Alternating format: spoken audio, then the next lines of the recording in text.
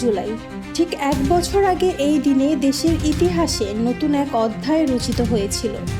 জুলাই অভ্যুত্থান নামে পরিচিত ছাত্র আন্দোলনের সূচনা হয়েছিল।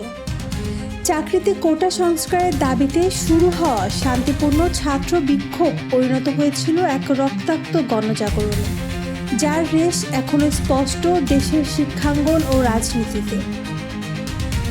চাকরিতে বৈষম্যমূলক কোটা সংস্কারের দাবিতে শুরু হওয়া নিরীহ শান্তিপূর্ণ ছাত্র আন্দোলন এক ভয়াবহ ট্র্যাজেডিতে রূপ নেয়, যেখানে রাজপথ রঞ্জিত হয়েছিল তরুণ তরুণীদের রক্তে।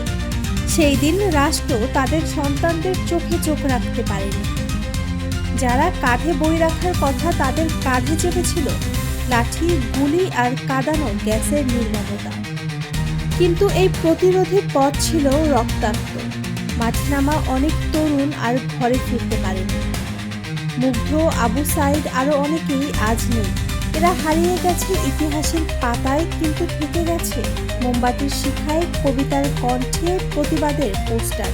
এরা শহীদ, কেবল নাম নয়, প্রজন্মের প্রতীক হয়ে বেঁচে থাকবে এদেশের প্রতিবাদী চেতনা। তাদের আন্দোলন ছিল নিঃশব্দ বিদ্রোহ, কিন্তু সরকারের নির্মম অত্যাচার, পুলিশি লাঠিচার্জ, গুলি চালানো এবং নির্যাতনের বিরুদ্ধে তরুণেরা থেমে থাকেনি। বরং দমন পীড়ন যত বেড়েছে, তাদের সংগ্রাম ততই তীব্র ও অপরিবদ্ধ হয়েছে।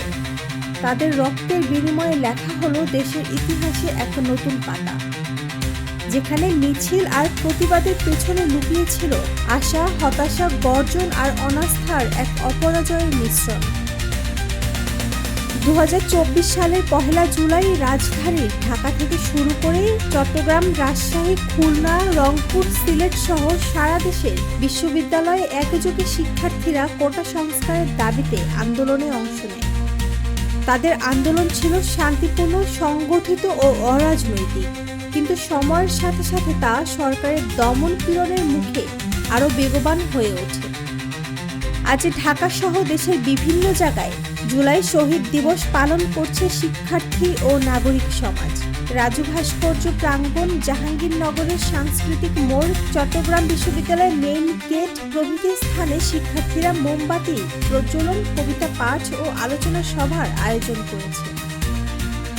জুলাই অভ্যুত্থান শুধু একটি ছাত্র আন্দোলন ছিল না, ছিল গণতন্ত্রের পথে ফিরে যাওয়া এক নির্মম অথচ সাহসী অভিযাত্রা।